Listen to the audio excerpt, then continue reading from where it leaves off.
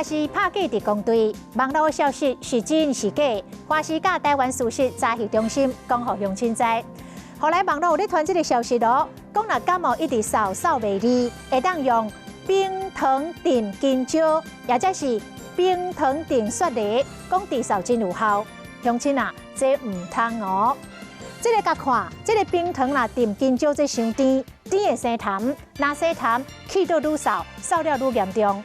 啊，若这个冰糖定雪梨咧，是针对干扫甲热扫，若是扫有痰的，我那唔通食。有真侪人拢已经感冒啊，还阁咧无眠，想讲这个维他命加吞几粒啊，小茶加啉一挂，安尼感冒就会好。医生讲，若无休困是无路用的。这个感冒治扫，不管中医、西医，拢认为讲，都爱多多休困。